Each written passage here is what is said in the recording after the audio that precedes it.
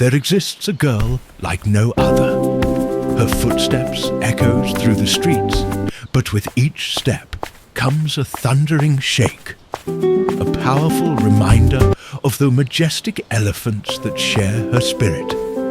The ground trembles beneath her, like the heartbeat of the earth itself, echoing the strength and grace of her beloved giants. A Dharma unique, condition known as elephant's foot. From the start, her mother's love wrapped around her mum will whisper, "You are my precious gem, my special treasure." And her big sister, Chi-Chi, was fierce and protective, who will always say, "No matter what happens, I will always be here for you." Together, they created a bond unbreakable, a sisterhood that would weather any storm. Her favorite time was spent with her friend Fred. With a heart full of kindness, he treated her like a queen during their playdates, decorating her with crowns made of wildflowers and dandelions. "Let's go on an adventure," he would say, exploring realms where anything was possible. Together, they would hold hands. He touched her feet and say, "They are beautiful." As she grows older, she becomes more aware and conscious of her differences. But her mother's love comforts distract her from any outside thought. Together, they will stand in the mirror and will say, "Mum, I know I'm beautiful." And her mum will say, "That's right, my daughter. There's no one comparable to you in this world. You are our precious daughter, and that stays forever." She goes out gracefully, enjoying the world around her, filled with love and happiness and joy. She stumps and shakes the ground as it trembles with debris. She dances and sings like every other in the beautiful world, but she is always saddened by the steers of the world around her. People looking poorly at her and confused why in her condition is so happy. "Look, it's the elephant foot girl, poor thing. Why doesn't she stay inside the house?" said the people. Amidst the banter, villagers gather for the upcoming wedding ceremony of Adams's sister. Adama stands in front of a mirror, adjusting her vibrant fabric around it.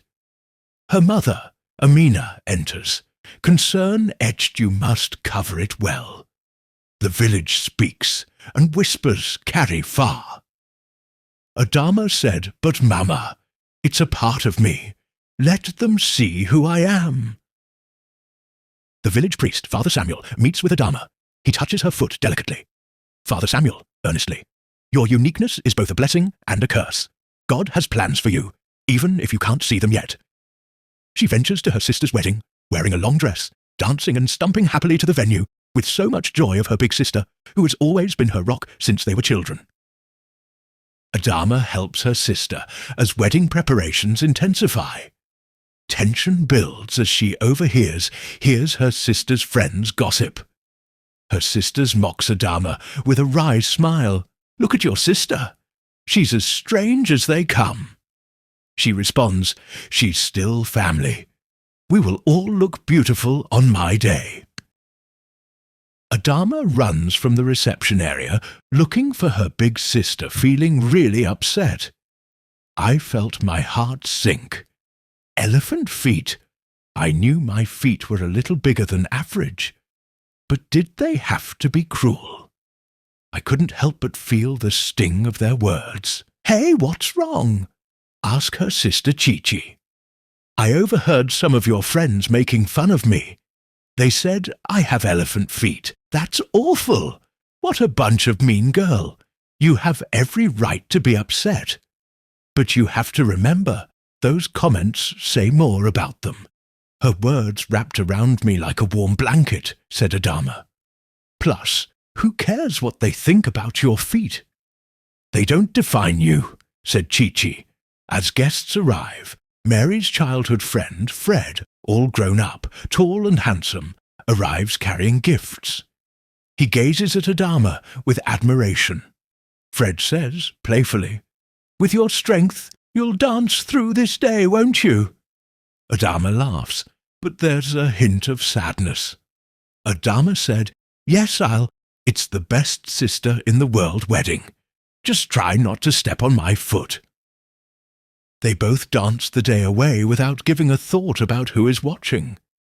They thought of their childhood steps and entertained the wedding guest with their steps. Days after the wedding, sickness begins to creep into the village. Mary stands strong, rallying the villagers to unite in prayer, challenging her own insecurities as she leads with compassion, visiting every hospital and giving words of encouragement and hopes to patients. The village is still reeling from the unknown illness. Tensions in the village rise, turning friends against each other. Adama meet discussing the need for healing rituals to appease the spirits. One of the elders said, "You are to blame for all the misfortune and illness in the village. Your feat is a curse." Panic ensues as villagers hesitate to seek Adama's support, fearing judgment. Adama meets up with the different. Clergymen, pastors, reverend fathers of the villages to discuss and to come up with solutions to the pandemic going on in the village. The clergymen prayed with Adama and give her hope for the betterment of the village. Chichi Adam's sister health declines further, igniting fear and rage and frustration as villagers suggest banishing Adama for the pandemic in the village. They ignore all of Adama's support during the pandemic. Transportation to the medicine man becomes a point of contention. Villagers debate whose advice to follow amid rising tensions. Adama stands up, fueled by the plight of her sister, challenging the men in the village. We need each other now more than ever. Superstitions will not heal Chichi. The village splits, some siding with her, while others push back. Desperate for her big sister Chichi's healing, Adama seeks the traditional healer. Her journey through the day and night in the bushes lit only by the moon. Adama breathlessly say, "I'm here to find help, not fear." The healer senses despair in her heart, setting the stage for wisdom and enlightenment. The healer gives Mary harsh insight into her family's lineage and responsibilities tied to her unique condition. Returning home, Adama becomes more resolved to reclaim her place in the village community, but more importantly, seeing her big sister well again. She stumps through the village forest, through the night and day, with eager to meet her loved ones, but most especially her big sister Chichi. The village buzzes with the preparations for a grand festival. Adama sets up her stall, showcasing her unique creations. "Adama, your designs are beautiful. These will sell like hotcakes." Adama replies, "I wonder if they'll accept me at the festival. My foot." Villagers approach but hesitate, whispering among themselves. Some openly admire her work, while others still look away. Chichi steps up to help Adama, surprising her. A group of women takes jabs at Adama. "Did you hear? She thinks she can be a designer."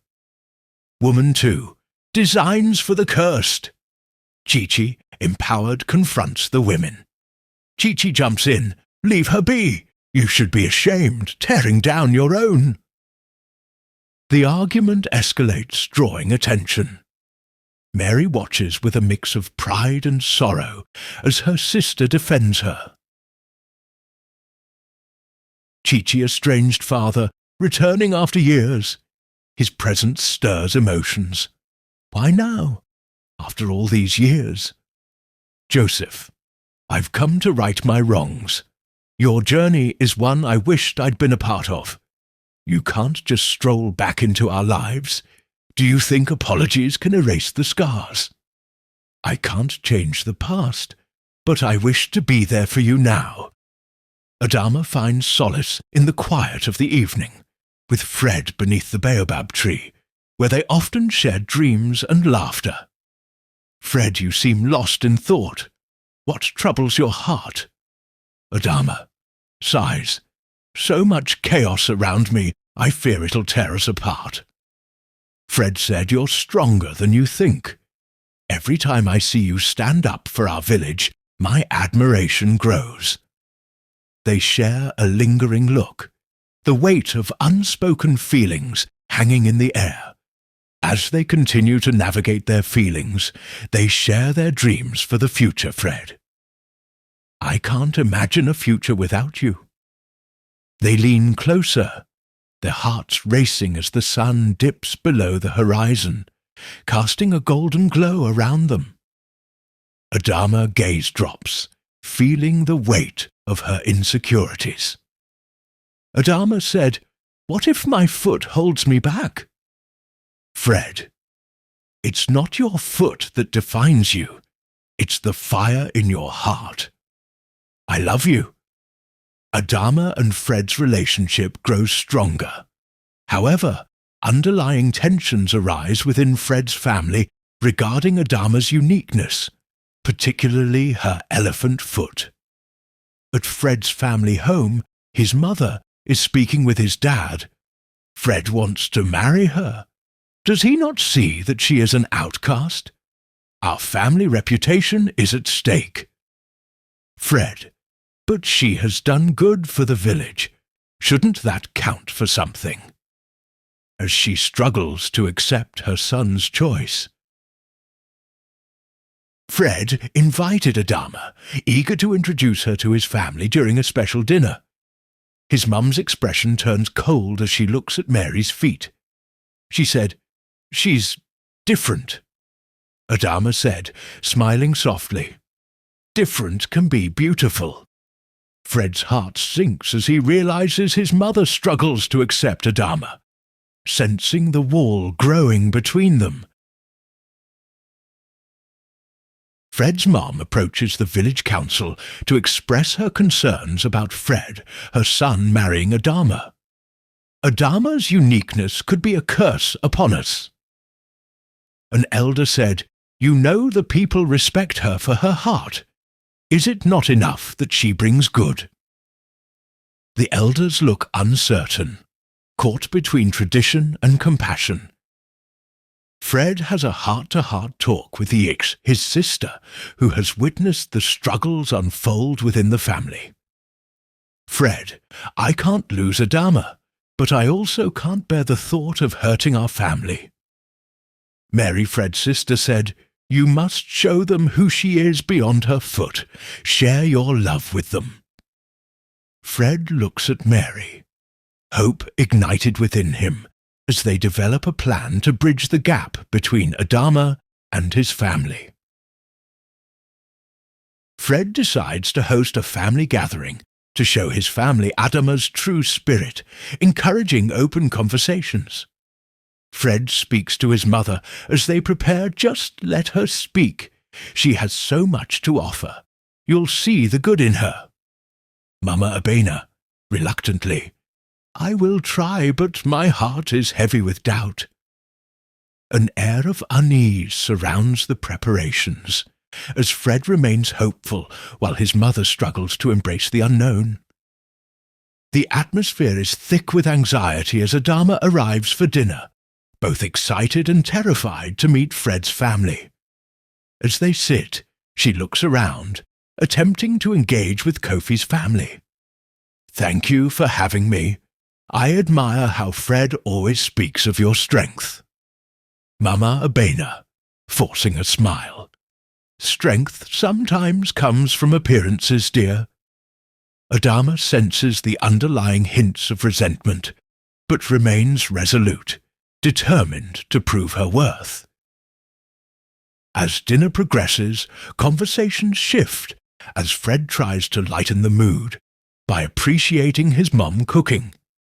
Adama said, "I believe that our worth is not measured by appearances, but by our actions." Fred's mum agrees and say, "You are not only intelligent, but you are beautiful and kind too, considering all that you have done for our community." Adama and Fred stand before the villagers. Their love radiates like sunlight. Fred speaks his vows. "Mary, I promise to stand by your side, to cherish you, and embrace our differences. Adama response, Fred, you see me for who I am and not for what I bear.